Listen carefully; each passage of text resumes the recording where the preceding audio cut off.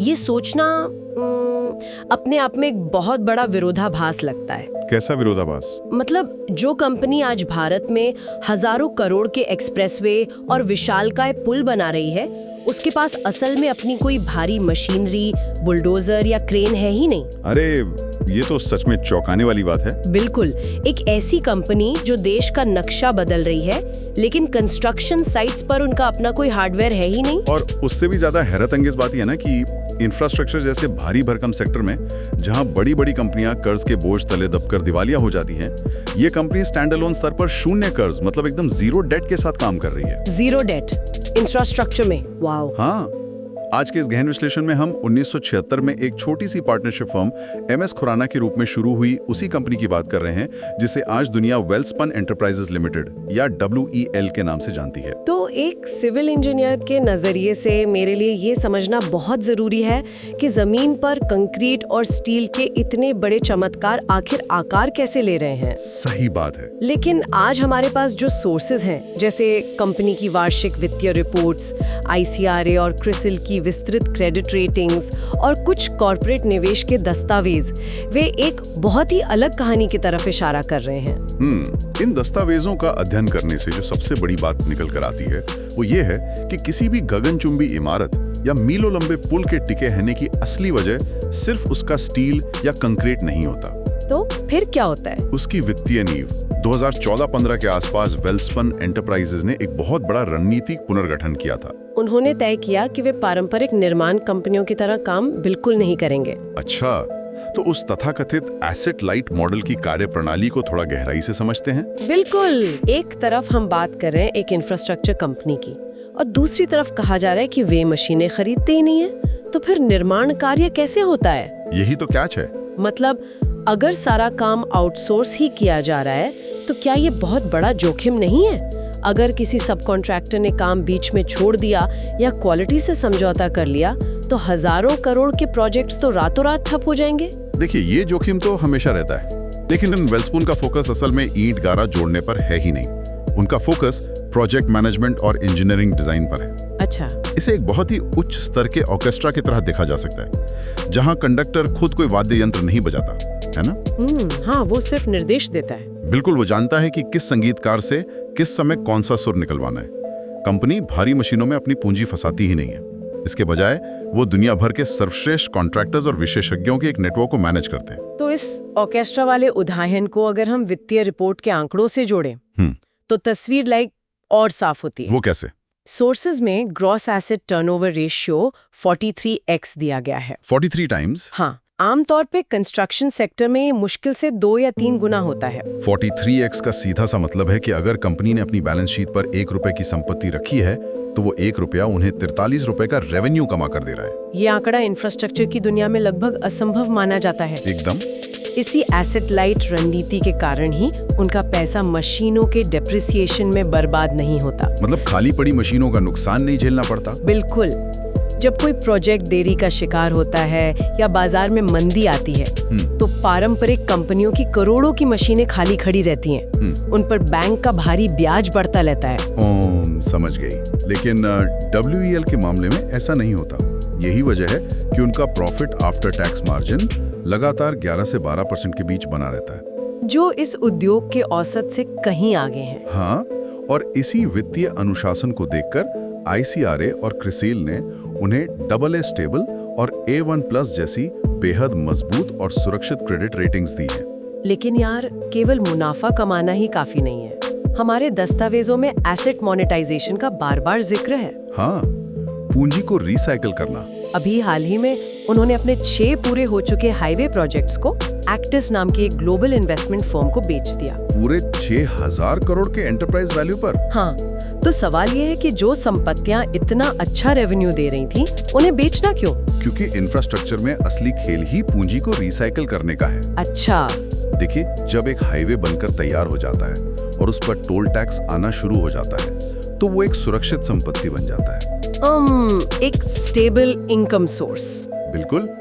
Pension funds या investment firms जैसे कि एक्टिस, उनको ऐसे ही सुरक्षित रिटर्न वाले प्रोजेक्ट्स चाहिए होते हैं। WEL इन प्रोजेक्ट्स को बेचकर अपनी फंसी हुई पूंजी बाहर निकाल लेती है। तो उस कैश का वो क्या करते हैं? इस रणनीति से उन्हें जो भारी मात्रा में नकदी मिलती है उसका उपयोग वे नए अधिक मार्जिन वाले प्रोजेक्ट्स में करते हैं। इसी चक्र के कारण उनका रिटर्न ऑन कैपिटल एम्प्लॉयड पिछले 2 सालों से लगातार 15% से ऊपर बना हुआ है। वाओ! जब किसी कंपनी के पास इतनी मजबूत बैलेंस शीट और नकदी का प्रवाह आ जाता है तो वो ऐसे इंजीनियरिंग जोखिम उठाने के लिए स्वतंत्र हो जाती है जो शायद कोई और कंपनी लेने की हिम्मत ना करे। सही कहा।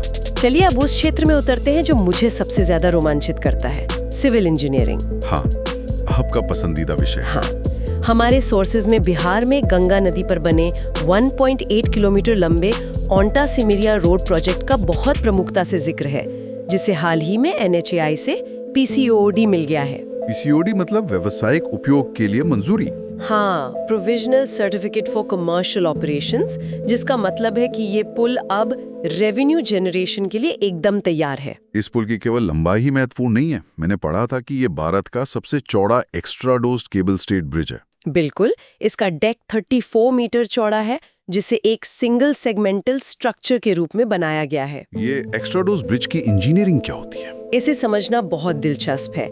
ये एक साधारण गर्डर ब्रिज जिसमें खंभों के ऊपर स्लैब रखा होता है और एक सस्पेंशन ब्रिज जहां पूरा पुल तारों पर झूलता है, इन दोनों के बीच का एक बेहद जटिल मिश्रण है। अच्छा, दोनों का कॉम्बो? हाँ, इसके पिलर्स छोटे होते हैं और केबल्स का कोण बहुत कम होता है। ये डिजाइन पुल को हवा के भारी दबाव के बीच भी एक गर्डर ब्रिज जैसी कठोरता देता है। और केबल्स की वजह से खंभों के बीच की दूरी भी बढ़ाई जा सकती है। एकदम सही पकड़े हैं। इसी प्रोजेक्ट के दौरान सामने आई एक और बड़ी चुनौती का समाधान बॉक्स पुशिंग टेक्नोलॉजी के जरिए निकाला गया था, है ना? अरे हाँ, दस्तावेज बताते हैं कि उन्हें एक रेलवे अंडरब्रिज बनाना था, लेकिन बिना रेल यातायात को रोके, बिना ट्रेन रोके। ये तो बहुत रिस्की है। ये सिविल इंजीनियरिंग का एक डरावना सपना होता है। ऊपर से ट्रेनें गुजर रही हैं और नीचे आपको कंक्रीट का रास्ता बनाना है। अगर मिट्टी जरा सी भी धंसी तो ट्रेन पटरी से उतर सकती है। बिल्कुल, इसे बॉक्स पुशिंग तकनीक से हल किया गया। इसे ऐसे समझा जा सकता है जैसे चीज के एक बड़े आयताकार ब्लॉक के अंदर चीज की ऊपरी सतह को तोड़े या हिलाए बिना कोई माचिस की डिब्बी अंदर खिसका दी जाए, क्षैतिज तरीके से। हाँ, हॉरिजॉन्टली। जमीन के अंदर बहुत शक्तिशाली हाइड्रोलिक जैक लगाए जाते हैं जो हजारों टन वजनी कंक्रीट के बॉक्स को इंच दर इंच मिट्टी के अंदर धकेलते हैं। और ऊपर की मिट्टी को धंसने से बचाने के लिए उसके लिए विशेष केमिकल्स का इस्तेमाल होता है। यह तकनीक समय और लागत दोनों बचाती है। कमाल है। इन तकनीकी चमत्कारों का असली मूल्यांकन तब होता है जब हम इसके आर्थिक और सामाजिक प्रभाव को देखते हैं। वो कैसे? ये पुल पटना और बेगूसराय के बीच यात्रा के समय को सीधे 1 घंटा कम कर देता है। अगर हम बड़े पैमाने पर सोचें तो बिहार का ये क्षेत्र मखाने के उत्पादन का वैश्विक केंद्र है। फॉक्सनट। हाँ, अब उन हजारों किसानों को अपने उत्पाद सीधे बड़े बाजारों तक पहुंचाने के लिए एक बहुत तेज और निर्बाध रास्ता मिल गया है। और रणनीतिक दृष्टि से ये पुल नॉर्थ ईस्ट इंडिया की कनेक्टिविटी को भी अभूतपूर्व मजबूती देता है। बिल्कुल। इंफ्रास्ट्रक्चर के जरिए अर्थव्यवस्था में जो गति आती है वो अतुलनीय है। लेकिन अगर हम भविष्य की ऑर्डर बुक पर नजर डालें तो एक बहुत बड़ा बदलाव दिखाई देता है। सड़कों से परे कुछ। हाँ, सड़कों और पुलों में अपनी महारत साबित करने के बाद वेल्सपून का अगला बड़ा दांव पानी पर है, वाटर इंफ्रास्ट्रक्चर। और इसके पीछे एक बहुत ठोस कारण है। क्या कारण है? भारत में शहरीकरण एक विस्फोटक दर से बढ़ रहा है। शहरों के सामने सबसे बड़ा संकट जमीन की कमी नहीं, बल्कि साफ पानी की उपलब्धता और गंदे पानी का सही प्रबंधन है। Waste water management. हाँ, WL ने भविष्य की इस सबसे बड़ी जरूरत को पहचान लिया है और अपनी पूंजी को इसी दिशा में मोड़ दिया है। पानी के प्रबंधन में वे जो इंजीनियरिंग कर रहे हैं वो किसी साइंस फिक्शन फिल्म जैसी लगती है। वो धारावी वाला प्रोजेक्ट। हाँ, सोर्सेज में मुंबई के धारावी प्रोजेक्ट का विवरण है। धारावी दुनिया की सबसे घनी आबादी वाली जगहों में से एक है। वहाँ सुई रखने की भी जगह नहीं है। जमीन का विस्तार तो हो नहीं सकता वहाँ? बिल्कुल नहीं। इसलिए वेल्सपून वहाँ भारत का पहला और दुनिया का दूसरा vertical waste water treatment plant बना रहा है। वर्टिकल मतलब पानी साफ करने का कारखाना अब क्षैतिज रूप से नहीं फैलेगा? नहीं, वो गगनचुंबी इमारतों की तरह ऊपर की तरफ बनेगा। वाव! दस्तावेज बताते हैं कि मात्र 12.7 एकड़ की छोटी सी जगह में वे 418 MLD का एक प्लांट तैयार कर रहे हैं। वो 180 मिलियन लीटर्स पर डे। हाँ, जिसमें 209 MLD का टर्शरी ट्रीटमेंट भी शामिल है। ये पानी को इतना साफ कर देता है कि उसे उद्योगों में दोबारा इस्तेमाल किया जा सके। यार 418 mld का पैमाना बहुत विशाल होता है। ये इतना पानी है जो हर रोज सैकड़ों ओलंपिक आकार के स्विमिंग पूल्स को भर सकता है। और इसे बहुमंजिला इमारत में प्रोसेस करना, यही तो कल्पना की चुनौती है। पानी का वजन बहुत अधिक होता है। अगर इतना भारी भरकम सिस्टम एक बहुमंजिला इमारत के अलग अलग फ्लोर्स पर चल रहा है और किसी चौथे या पांचवें फ्लोर पर कोई बड़ा रिसाव हो जाता है, लीकेज, हाँ, तो पानी का वो अनियंत्रित दबाव पूरी इमारत के ढांचे को खतरे में डाल सकता है। इसकी स्ट्रक्चरल इंजीनियरिंग बेहद जटिल होगी। इसी भारी जोखिम को कम करने के लिए ही 5D बिम तकनीक का इस्तेमाल किया जा रहा है। Building information modelling? बिल्कुल। 3D में तो सिर्फ डिजाइन बनता है, लेकिन 4D में टाइमलाइन और 5D में कॉस्ट को भी जोड़ दिया जाता है। अच्छा, तो निर्माण से पहले ही सब कुछ सिमुलेट कर लेते हैं? हाँ, कंप्यूटर पर पूरे प्लांट का एक डिजिटल ट्विन बनाया जाता है, जिसमें यह देखा जाता है कि पानी के दबाव और पाइप्स की वाइब्रेशन का इमारत पर क्या असर होगा। रिपोर्ट में एक बात स्पष्ट दिखती है, वेल्सपन हर नई तकनीक के लिए खुद शून्य से शुरुआत नहीं करता। ये एक प्लग एंड प्ले रणनीति है। मतलब सीधे एक्सपर्ट से साझेदारी करना। हाँ, धारावी के लिए उन्होंने जल तकनीक की दिग्गज कंपनी जाइलम के साथ तकनीकी साझेदारी की। और सिर्फ यही नहीं, बीएमसी ने जब उन्हें मुंबई के भांडुप में 2000 mld का वाटर ट्रीटमेंट प्लांट बनाने का ऑर्डर दिया, जो एशिया के सबसे बड़े प्लांट्स में से एक होगा, तो उसके लिए उन्होंने फ्रांसीसी ग्लोबल लीडर वियोलिया के साथ हाथ मिला लिया। ये तो बहुत स्मार्ट है। वे रिसर्च में सालों बर्बाद करने के बजाय सीधे दुनिया की बेहतरीन तकनीक भारत ले आते हैं। एकदम सही। इसी रणनीतिक सोच का एक और उदाहरण वेल्सपन मिशिगन इंजीनियर्स या WMEL का अधिग्रहण है, जिसमें WEL ने अपनी हिस्सेदारी बढ़ाकर 60% से अधिक कर ली है। WMEL, इनकी विशेषज्ञता किसमें है? इनकी सबसे बड़ी विशेषज्ञता ट्रेंचलेस टेक्नोलॉजी और अंडरग्राउंड टनलिंग में है। ट्रेंचलेस टेक्नोलॉजी मतलब शहर के बीचों बीच सड़क को खोदे बिना जमीन के नीचे नीचे पाइपलाइन बिछाना। बिल्कुल, इससे यातायात भी बाधित नहीं होता और काम भी हो जाता है। और इसी WMEL ने हाल ही में यूनाइटेड किंगडम की एक deep tech company smart ops के साथ एक जॉइंट वेंचर किया है। अच्छा। इस साझेदारी के जरिए वे भारत में SABRE तकनीक लेकर आए हैं। ये SABRE नाम किसी अत्याधुनिक हथियार जैसा लगता है। इसके पीछे का विज्ञान क्या है और ये पानी के संकट को कैसे सुलझाता है? ये तकनीक मुख्य रूप से ग्रे वाटर को साफ करने के लिए है। ग्रे वाटर मतलब सिंक, शावर और कारखानों से निकलने वाला गंदा पानी। हाँ, जिसमें मलमूत्र नहीं होता। SABRE तकनीक एक बहुत ही विशिष्ट बायो इंजीनियर्ड वातावरण बनाती है। कृत्रिम इकोसिस्टम। हाँ, सरल शब्दों में ये एक ऐसा वातावरण है जहाँ एरोबिक, जिन्हें ऑक्सीजन चाहिए, और एनारोबिक, जो बिना ऑक्सीजन के जिंदा रहते हैं, ये दोनों बैक्टीरिया एक साथ मिलकर पानी में मौजूद रसायनों और कचरे को बहुत तेजी से विघटित कर देते हैं। वाओ। इस पूरी प्रक्रिया की सबसे बड़ी खूबी ये है कि ये पारंपरिक वाटर ट्रीटमेंट प्लांट्स के मुकाबले 20% कम लागत में तैयार हो जाती है। और जमीन? सबसे महत्वपूर्ण बात यही है, ये 70 से 80% जमीन बचाती है।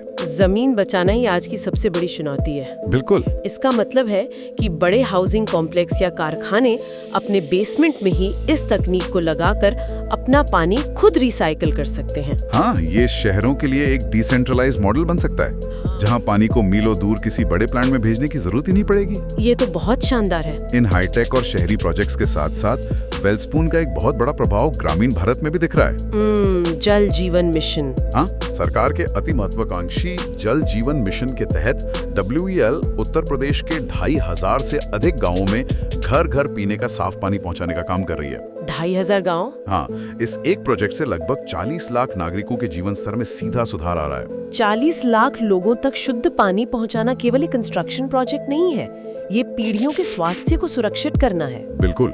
शायद इसी व्यापक सामाजिक प्रभाव को देखते हुए इस पहल को हाल ही में बेस्ट कम्युनिटी प्रोजेक्ट का अवार्ड भी दिया गया है। सही कहा। अगर इन सभी बिंदुओं को एक साथ रखकर देखें, एक zero debt asset light model, वैश्विक तकनीकी साझेदारियां और जमीन पर एग्जीक्यूशन की बेजोड़ क्षमता, तो तस्वीर बहुत स्पष्ट हो जाती है।